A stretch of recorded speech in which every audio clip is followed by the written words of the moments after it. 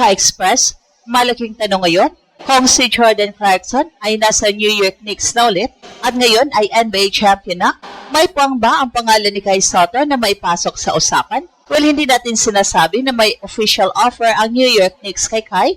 Walang confirmed report na nagsasabing pinipirmahan na siya ng New York. Pero sa mundo ng NBA, minsan hindi lang stats ang labanan, minsan visibility, timing, connection, veteran backing at tamang taong makapagsasabi ng pangalan mo sa tamang kwarto ang magbubukas ng pinto. Kaya mainit ang usapan ngayon dahil si Jordan Clarkson, isang Phil-Am NBA champion, ay bumalik sa Knicks sa isang one-year deal.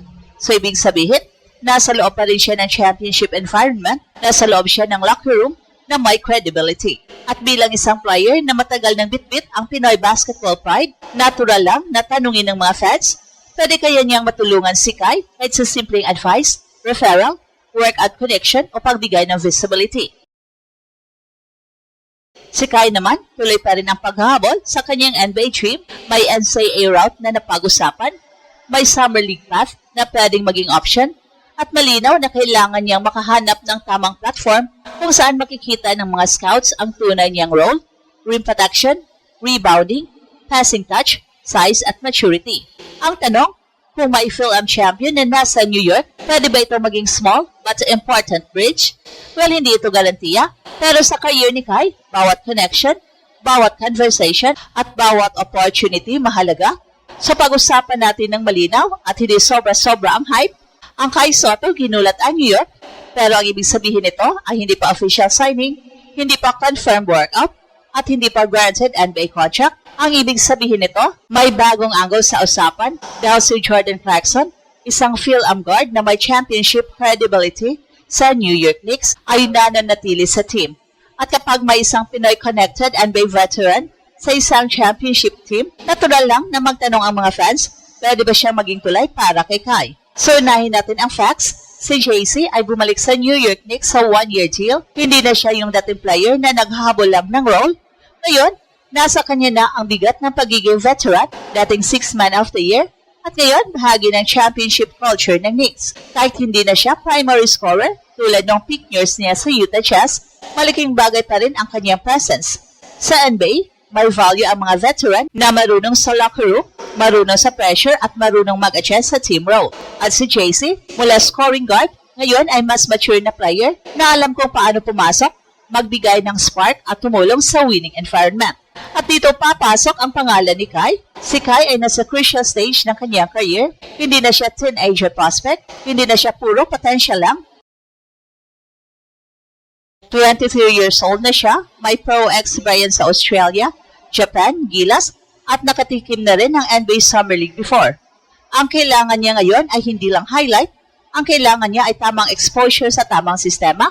Kailangan niyang ipakita sa mga NBA teams na kaya niyang maging functional big man, hindi superstar agad, kundi role player na may size, rim protection, rebounding, passing, screen setting at defensive presence. Ang tanong, paano makakatulong si Jordan Clarkson? Una, mentorship, malaking bagay yon. Si JC, alam ang NBA life, alam ang pressure ng mga fans, alam ang adjustment mula scorer role papunta sa winning role. Kung may maibibigay siyang payo para kay Kai, yun ay hindi simpleng motivation lang. Pwede niyang sabihin kung anong klaseng conditioning ang kailangan, anong klaseng decision-making ang hinahanap ng coaches, at anong mental toughness ang kailangan para hindi malunod sa pressure. Pangalawa, visibility. Sa NBA, marami ang magaling, marami ang matangkad, marami ang may stats. Pero hindi lahat napapansin kapag ang isang veteran NBA player na may Pinoy connection ay nabanggit, nag-recommend, o kahit magbigay lang ng positive word tungkol sa isang player, minsan sapat na yon para may isang scout o executive na magsabing, sige, tingnan natin. Hindi ibig sabihin automatic signing, pero sa players na naghahanap ng chance, minsan ang unang kailangan ay mapanood ka ulit. Pangatlo, network. Si JC ay matagal nang nasa liga, Lakers, Cavaliers, Jazz, Knicks. Marami siyang nakasalamuhan ng mga coaches, trainers, players, agents at executives. Kung gugustuhin niyang tulungan si Kai kahit sa maliit na paraan, pwede siyang magbigay ng advice kung kanino nalapit, anong workout setup ang magandang pasukin, o anong pathway ang mas realistic. Hindi kailangan na siya mismo ang magdala kay Kai sa Knicks. Minsan, sapat ng isang veteran voice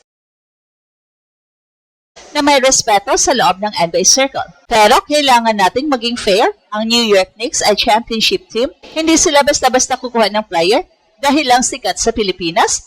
Ang kukunin nila ay player na may malinaw na role. Kung si Kai ang pag-uusapan, kailangan niyang ipakita na kaya niyang sumabay sa pace, kaya niyang dumepensa sa pick and roll, kaya niyang hindi maging liability sa switches, at kaya niyang tumulong kahit limited minutes lang. Sa NBA ngayon, ang big man na hindi makasabay sa spacing at speed, mahihirapan. Pero kung may pakita ni Kai na improve ang kanyang mobility, mas malakas ang kanyang katawan, at mas mature ang kanyang reads, doon papasok ang possibility. Kaya ang Jordan-Clarkson connection ay hindi magic key, hindi ito shortcut, pero pwede ito maging bridge. At sa career ni Kai, kahit maliit na bridge, malaking bagay na yon.